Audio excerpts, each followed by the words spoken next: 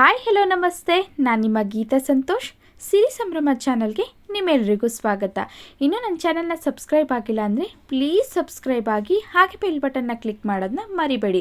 ಬನ್ನಿ ಹಾಗಾದರೆ ಇವತ್ತಿನ ವಿಡಿಯೋದಲ್ಲಿ ಪಪ್ಪಾಯದಿಂದ ಏನೆಲ್ಲ ಉಪಯೋಗ ಇದೆ ಮತ್ತು ಪಪ್ಪಾಯನ ಉಪಯೋಗಿಸ್ಕೊಂಡು ಯಾವ ರೀತಿಯಾಗಿ ಒಂದು ಸ್ವೀಟ್ ರೆಸಿಪಿನ ಮಾಡೋದು ಅಂತ ನಾನು ಇವತ್ತಿನ ವಿಡಿಯೋದಲ್ಲಿ ನಿಮ್ಮೆಲ್ರಿಗೂ ತಿಳಿಸ್ಕೊಡ್ತಾ ಇದ್ದೀನಿ. ಪಪ್ಪಾಯ ಹಣ್ಣಿಂದ ಏನೆಲ್ಲ ಉಪಯೋಗ ಇದೆಯಪ್ಪ ಅಂತಂದರೆ, ಮುಖದಲ್ಲಿ ಏನೇ ಜಿಡ್ಡಿನ ಅಂಶ ಇದ್ರೂ ಪಪ್ಪಾಯನ ನಾವು ಪೇಸ್ಟ್ ಮಾಡಿ ಮುಖಕ್ಕೆ ಅಪ್ಲೈ ಮಾಡೋದ್ರಿಂದ ಜಿಡ್ಡಿನ ಅಂಶ ಎಲ್ಲನೂ ಹೋಗಿ ಮುಖ ಚೆನ್ನಾಗೇ ಬ್ರೈಟಾಗಿ ಬರುತ್ತೆ ಅಂತಲೇ ಹೇಳ್ಬೋದು.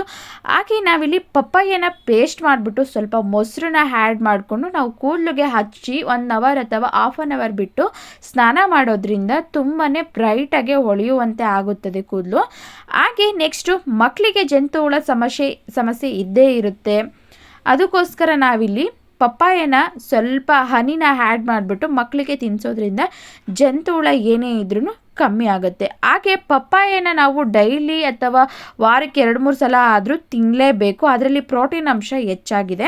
ಮತ್ತು ನೆಕ್ಸ್ಟು ಪಪ್ಪಾಯನ ಜಾಸ್ತಿ ತಿನ್ನೋದ್ರಿಂದ ಕಣ್ಣಿನ ಸಮಸ್ಯೆ ಏನೇ ಇದ್ರೂ ದೂರ ಆಗುತ್ತೆ ಅಂತಲೇ ಹೇಳ್ಬೋದು. ಹಾಗೆ ನಾವು ಪಪ್ಪಾಯನ ತಿನ್ನೋದ್ರಿಂದ ಜೀರ್ಣಕ್ರಿಯೆ ಏನು ಅಂಶ ಇರುತ್ತೋ ಅದು ಜೀರ್ಣಾಂಶ ಚೆನ್ನಾಗಾಗುತ್ತೆ ಅಂತಲೇ ಹೇಳ್ಬೋದು. ಹಾಗೆ ನೆಕ್ಸ್ಟು ನಾವು ಪಪ್ಪಾಯನ ಬೀಜನ ಬಿಸಾಕ್ಬಿಡ್ತೀವಿ. ಯಾವುದೇ ಕಾರಣಕ್ಕೂ ಬಿಸಾಕೋದಕ್ಕೆ ಹೋಗಬೇಡಿ. ಪಪ್ಪಾಯ ಬೀಜದಿಂದ ತುಂಬಾ ಉಪಯೋಗ ಇದೆ. ಮತ್ತು ಪಪ್ಪಾಯನ ಶುಗರು ಜಾಸ್ತಿ ಇದ್ದರೆ ಇದನ್ನು ಯೂಸ್ ಮಾಡಿ ಬೇಗನೆ ಶುಗರು ಕಂಟ್ರೋಲಿಗೆ ಬರುತ್ತೆ ಅಂತಲೇ ಹೇಳ್ಬೋದು.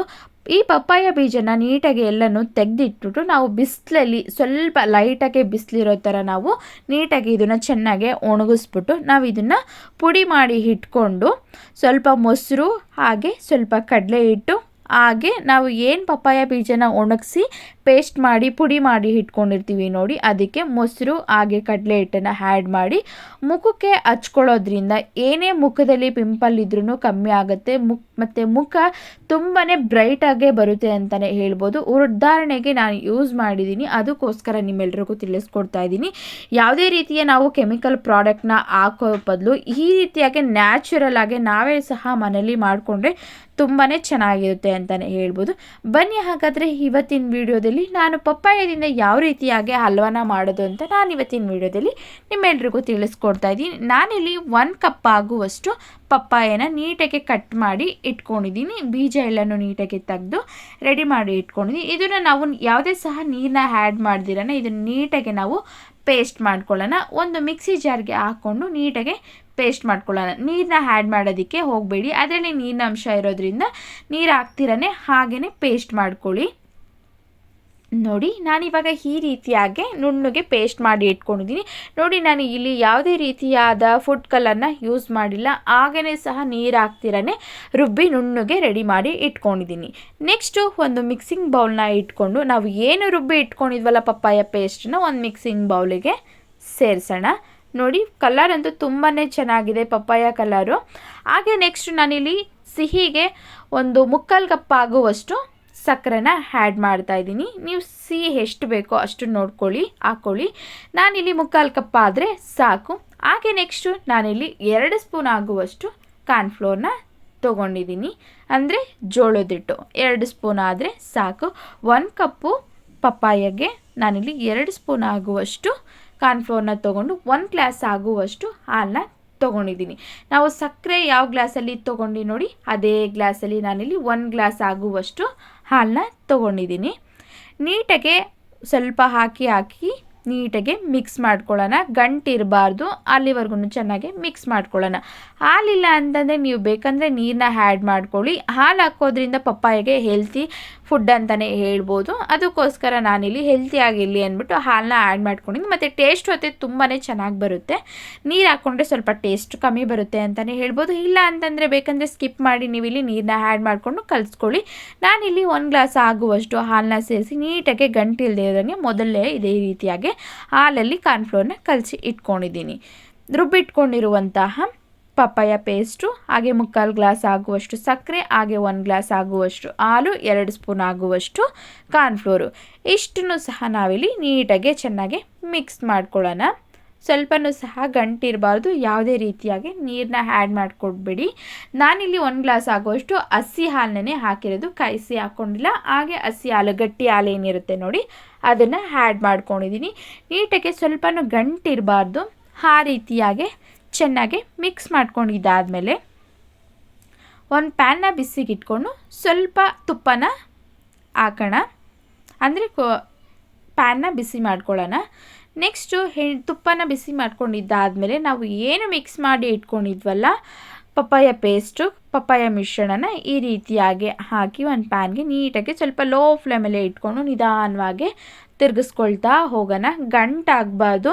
ಸ್ವಲ್ಪ ನಾವು ಕಾರ್ನ್ಫ್ಲೋರ್ ಹಾಕಿರೋದ್ರಿಂದ ಗಂಟಾಗ್ಬಿಡುತ್ತೆ ನೋಡಿ. ಸ್ವಲ್ಪ ಲೋ ಫ್ಲೇಮಲ್ಲಿ ಇಟ್ಕೊಂಡು ನಿಧಾನವಾಗಿ ಚೆನ್ನಾಗಿ ತಿರುಗಿಸ್ಕೊತಾ ಬನ್ನಿ. ನೋಡಿ, ನಾವಿಲ್ಲಿ ಹಾಕಿದ ತಕ್ಷಣ ಕಲರು ಚೇಂಜೇ ಆಗಿರಲ್ಲ ನೋಡಿ. ಸ್ವಲ್ಪ ಹಾಗೆ ಮಿಕ್ಸ್ ಮಾಡ್ಕೊತಾ ಇದ್ದಾನೆ. ನಾನು ಯಾವುದೇ ರೀತಿಯಾಗಿ ಫುಡ್ ಕಲರ್ನ ಆ್ಯಡ್ ಮಾಡಿಲ್ಲ, ಅದೇ ಸಹ ಕಲರು ಬಂದ್ಬಿಡುತ್ತೆ.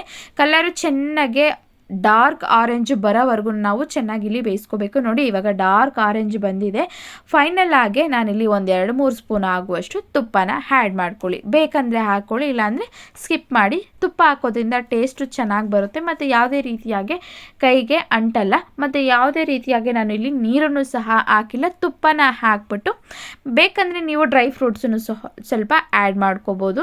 ಇಲ್ಲ ಅಂತಂದರೆ ಹಾಗೇ 1-2-3 ಸ್ಪೂನ್ ಆಗೋಷ್ಟು ತುಪ್ಪನ ಹಾಕಿ ನೀಟಾಗಿ ನಾನು ಈ ರೀತಿಯಾಗಿ ರೆಡಿ ಮಾಡಿ ಇಟ್ಕೊಂಡು ಫೈನಲಾಗಿ ಈ ರೀತಿಯಾಗಿ ಕಲರು ಡಾರ್ಕ್ ಆರೆಂಜ್ ಬರಬೇಕು. ಅಲ್ಲಿವರೆಗೂ ಬಂದಮೇಲೆ ಗಟ್ಟಿ ಆದಮೇಲೆ ನಾವಿಲ್ಲಿ ಒಂದು ತಟ್ಟೆಗೆ ತುಪ್ಪನ ಸವರ್ಬಿಟ್ಟು ಇಟ್ಬಿಟ್ಟು ನಾನು ಇವಾಗ ಏನು ರೆಡಿ ಮಾಡಿ ಇಟ್ಕೊಂಡಿದ್ವಲ್ಲ ಪಪ್ಪಾಯ ಮಿಶ್ರಣನ ಒಂದು ತಟ್ಟೆಗೆ ಸೇರಿಸೋಣ. ಇದು ಕಂಪ್ಲೀಟಾಗಿ ತಣ್ಣಗಾಗಬೇಕು. ಅಲ್ಲಿವರೆಗೂ ನಾವು ಇದನ್ನು ಹಾಗೇ ತಣ್ಣಗೆ ಹಾಕೋದಕ್ಕೆ ಬಿಡಬೇಕು. ಒಂದು ತಟ್ಟೆಗೆ ಹಾಕ್ಬಿಟ್ಟು ಇದನ್ನು ನಾವು ನೀಟಾಗಿ ಟ್ಯಾಪ್ ಮಾಡೋಣ. ಈ ರೀತಿಯಾಗಿ ನೀಟಾಗಿ ಅದೆಲ್ಲನೂ ಮಿಕ್ಸ್ ಆಗಬೇಕು ತಟ್ಟೆಗೆ. ಈ ರೀತಿಯಾಗಿ ನಾವು ಇದು ಕಂಪ್ಲೀಟಾಗಿ ತಣ್ಣಗೆ ಆಗೋಕ್ಕೆ ಬಿಟ್ಮೇಲೆ ಸ್ವಲ್ಪ ಫೈನಲಾಗಿ ಸ್ವಲ್ಪ ನಾವು ಏನು ಕಟ್ ಮಾಡಿ ಇಟ್ಕೊಂಡಿದ್ವಲ್ಲ ಗೋಡಂಬಿ ಪೀಸಸ್ ಆಗಲಿ ಬಾದಾಮಿ ಪೀಸಸ್ ಆಗಲಿ ಮೇಲೆ ಸ್ವಲ್ಪ ಆ್ಯಡ್ ಮಾಡ್ಕೊಳ್ಳೋಣ. ಬೇಕಂದರೆ ನಾವು ರೆಡಿ ಮಾಡ್ಕೋಬೇಕಾದ್ರೆ ಹಲ್ವಾ ರೆಡಿ ಮಾಡ್ಕೋಬೇಕಾದ್ರೆ ನೀವು ಸಹ ಇಲ್ಲಿ ಹಾಕ್ಕೊಂಡು ಚೆನ್ನಾಗಿ ಮಿಕ್ಸ್ ಮಾಡ್ಕೋಬೋದು. ನಾನಿಲ್ಲಿ ಫೈನಲಾಗಿ ಮೇಲೆ ಹಾಕಿದ್ದೀನಿ ನೋಡಿ. ಇವಾಗ ಕಂಪ್ಲೀಟಾಗಿ ನಾನಿವಾಗ ತಣ್ಣಗಾಯಿತು. ಒಂದು 1/2 ಅವರ್ ಅಥವಾ 3/4 ಅವರ್ ಆದಮೇಲೆ ನೀಟಾಗಿ ನೀವು ಇಲ್ಲಿ ಕಟ್ ಮಾಡ್ಕೊಳ್ಳೋಣ. ಚೆನ್ನಾಗಿ ಬರುತ್ತೆ ನೋಡಿ, ಯಾವುದೇ ರೀತಿಯಾಗಿ ಚಾಕಿಗೆ ಅಂಟಲ್ಲ.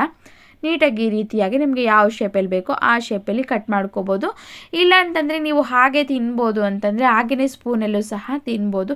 ಇಲ್ಲಿ ಕಟ್ ಮಾಡಿಕೊಂಡು ಪೀಸ್ ಆಗಿ ಎತ್ಕೊಂಡು ತಿಂದರೆ ಟೇಸ್ಟು ಚೆನ್ನಾಗಿರುತ್ತೆ, ಒಂಥರ ಡಿಫ್ರೆಂಟಾಗಿ ಸ್ವೀಟ್ ರೀತಿಯಲ್ಲಿ ಇರುತ್ತೆ ಅಂದ್ಬಿಟ್ಟು ನಾನಿಲ್ಲಿ ಈ ರೀತಿಯಾಗಿ ಕಟ್ ಮಾಡಿ ಇಟ್ಕೊಂಡಿದ್ದೀನಿ. ನಾನಿವಾಗ ಹಾಗೆಯೇ ಸಹ ಸ್ಪೂನಲ್ಲಿ ತೆಗೆದು ತೋರಿಸ್ತಾ ಇದ್ದೀನಿ. ತುಂಬಾ ಚೆನ್ನಾಗಿ ಬಂದಿದೆ. ಟೇಸ್ಟ್ ಅಂತೂ ಸೂಪರಾಗಿದೆ ಅಂತಲೇ ಹೇಳ್ಬೋದು. ಹಾಲು ಮತ್ತು ತುಪ್ಪ ಹಾಕಿರೋದ್ರಿಂದ ಟೇಸ್ಟು ಒಂಥರ ಡಿಫ್ರೆಂಟಾಗೇ ಇದೆ ಅಂತಲೇ ಹೇಳ್ಬೋದು.